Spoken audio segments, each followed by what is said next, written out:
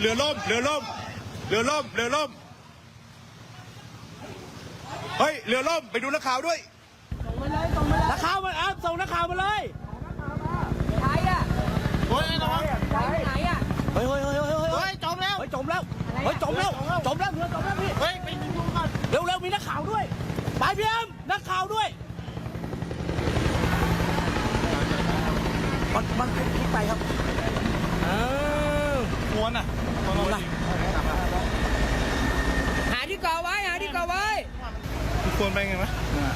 ควรอยู่แม่นักข่าวมี2 คนถือกล้องคนนึงนักข่าวขึ้นมาแล้ว2 คนอ่ะขึ้นแล้วนะโอเคไปนี่คือที่แม่สายนะฮะวันนี้เรามีภาพอีกมุมนึงเลยเอามาดูนี่จังหวะที่เรือของพี่ไทยเอกพันธ์บรรลือฤทธิ์อ่ะคือพี่ไทยก็ช่วยอัปเดตกับช่อง8ตลอดเวลานะนะฮะสถานการณ์อื่นๆเนี่ยมีเอาภาพอีกมุมนึงมาให้ดูเพราะว่าเราจะเห็นว่าทุกหน่วยงานที่ลงไปเนี่ยว่าจะเป็นภาคเอกชนมูลนิธินะฮะแม้กระทั่งภาครัฐก็มีทางทหารมีหน่วยซิลนะครับมีหลายต่อหลายมีปภ.เข้าไปกันเยอะนะฮะก็ล้วนแต่บางคนก็กลายเป็นผู้ประสบภัยเองใช่ไหมฮะค่อนข้างอันตรายจุดนี้มันเป็นบริเวณชุมชนวังทองตอนนั้นกำลังอพยพชาวบ้านนำพวกข้าวกล่องน้ำดื่มเนี่ยเข้าไปช่วยเยียวยาเฉพาะหน้าโดยเฉพาะคนที่ติดค้างอยู่ภายในบังเอิญทีมของพี่บินบรรลือฤทธิ์กำลังพาคนขึ้นฮอของทหารกันอยู่นะครับก็เลยจับภาพมุมสูงในจังหวัดที่เรือของพี่ไทยพี่ท็อปถ่ายภาพพี่ไทยกำลังบอกโอ้โหเรือล้มอยู่เลยเนี่ยนะครับน้ำมันเชี่ยวจริงๆแรงช่วยทุกคนขึ้นมาได้อย่างปลอดภัยก็มีการเล่าให้ฟังนะครับบอกว่าตอนนั้นน้ำเชี่ยวมากแล้วก็เรือมันเครื่องดับคือใบพัดบางทีมันมีพวกเศษหญ้าเศษผ้าเศษขยะกิ่งไม้มันติดมันมากับน้ำป่านะคุณด้วยความแรงของมันแล้วโคลนโอ้โหหนาเตอะจริงนี่นะฮะเลยซัดเข้ากับตัวเรื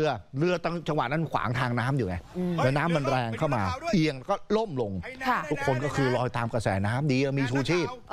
นี่นะครับก็ต่างตะโกนแบบให้ช่วยกันนักข่าวนี่ก็โอ้โหเมื่อวานนี้ก็วุ่นวายกับพอสมควรนะครับแต่ก็ช่วยกันได้นะคะเห็นบอกว่าคนขับเรือบาดเจ็บเล็กน้อยที่สะโพกนะใช่ฮะ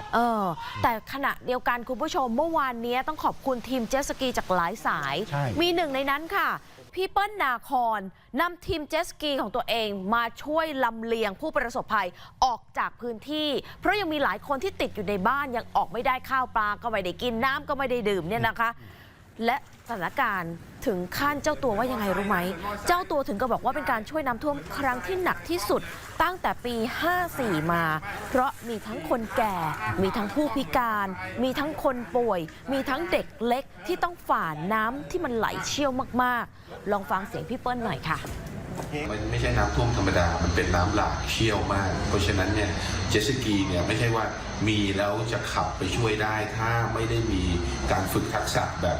ระดับประเทศนะฮะระดับชาติอันตรายมากครับหนักที่สุดตั้งแต่ลงพื้นที่ช่วยน้ำท่วมมาตั้งแต่ปี 54 นะฮะก็ที่อื่นจะท่วมสูงขนาดไหนอะไรยังไงไม่เท่าไหร่แต่ที่นี่น้ำหลากแบบโหดร้ายนะฮะแบบโอ้โหจะเข้าไปในซอยแต่ละซอยนี่แบบเรือท้องแบนนี่คว่ำไปหลายลำนะฮะแต่โชคดีเจ็ตสกีพลังมันสูงนะฮะเพราะฉะนั้นเราก็เลยขับแล้วที่สำคัญก็คือพอเราขับเนี่ยแล้วมันมีทักษะที่เราขี่กับคลื่นทะเลมาเยอะๆอยู่แล้วเพราะฉะนั้นเราก็เลยไม่ได้น่ากลัวสำหรับพวกเราสักเท่าไหร่แต่ใจเต้นมากเพราะมันจะใจเต้นตอนที่มีย่าทวดตาบอดนั่งอยู่ข้างหลังมีคนท้องนั่งอยู่ข้างหลังหรือว่ามีเด็กน้อยตัวแบบแค่นี้นั่งอยู่ข้างหลังเรากลัวว่ามันพลิกแล้วโอ้โหถ้าพลิกมานี่ตายนี่แหละค่ะมันเป็นความรู้สึกของคนที่อยู่หน้างานจริงๆเข้าใจเลยนะเข้าใจจริงๆมีอีกหลายหน่วยงานมากเลยนะครับใช่ค่ะทั้งที่ได้ออกน้ำและไม่ได้ออกน้ำเนี่ยขอบพระคุณจริงๆใช่อันตรายกับพวกเขาด้วยแต่ก็ทุกคนก็มีจุดมุ่งหมายเดียวกันต้องช่วยทุกชีวิตออกมาให้ได้ถูกต้องเพราะ3 วัน 3 คืนวันนี้เข้าสู่วันที่ 4 แล้วดังนั้นภารกิจในวันนี้นะคะทีมเจ็ตสกีต่างๆหรือหน่วยงานต่างๆเขาจะลงพื้นที่นำอาหารไปแจกจ่ายให้กับจุดที่อาหารเข้าไม่ถึงเพราะว่ายังมีผู้ประสบภัยอีกเยอะเลยค่ะที่ไม่ได้กินข้าวมาหลายวันซึ่งเป็นเรื่องที่ท้าทายกับทีมเจ็ตสกีมากๆที่ต้องเร่งนำอาหารให้ถึงท้องทุกคนค่ะผมอัปเดตสถานการณ์ที่แม่สายนิดหนึ่งคุณผู้ชมนะฮะผู้ประสบภัยยังมีติดอยู่ในพื้นที่ที่ชุมชนไม้ลุงขนเนี่ยครับเขาก็ถ่ายคลิปเอาไว้นี่เห็นไหมนี่เป็นภาพล่าสุดที่เข้ามาเขาบอกอย่างนี้ บอกเมื่อวานก็ดูเหมือนก็โอเคแล้ววันนี้ฉันรอดแล้ว ค่ะ นะเริ่มจะลงน้ำลงแล้ว แต่เมื่อเช้านี้ฝนตกเพิ่มขึ้นมาอีกคุณผู้ชมฮะน้ำในพื้นที่มันเลยปรับขึ้นมาอีกสูงขึ้น แล้วกระแสน้ำตามภาพเลย โอ้โหเรือจะวิ่งยังไงกัน นั่นน่ะสิ เนี่ยคนคือถ้าไม่มีเชือกเกาะนี่นะเสร็จเลยนะครับเขาบอกความหวังจะได้ออกไปนี่เขาถ่ายคลิปมาเขาบอกลิบลีเจ้าของคลิปเขียนบรรยายนะฮะบอกว่าซอยที่เขาอยู่เนี่ยมันรับน้ำจากจุดกำแพงพังของสวนสุขภาพไม้ลุงขนนะฮะคือมันมีน้ำจากแม่สายเข้ามาสมทบ เป็นพื้นที่สีแดงทีมข่าววงเล็บเลยพี่โจสีแดงไม่ใช่แดงธรรมดาแดงแจ๋ โอ้โหคือหนักมากไง หนักมากครับ ค่ะ คนถ่ายคลิปถึงเขียนบรรยายว่าจุดนี้นะขอแค่เอาชีวิตรอดออกไปก็พอและขอให้ฝนหยุดเถิดแบบนี้ครับ นี่คือความรู้สึกนะครับไปฟังดูนะฮะ ค่ะ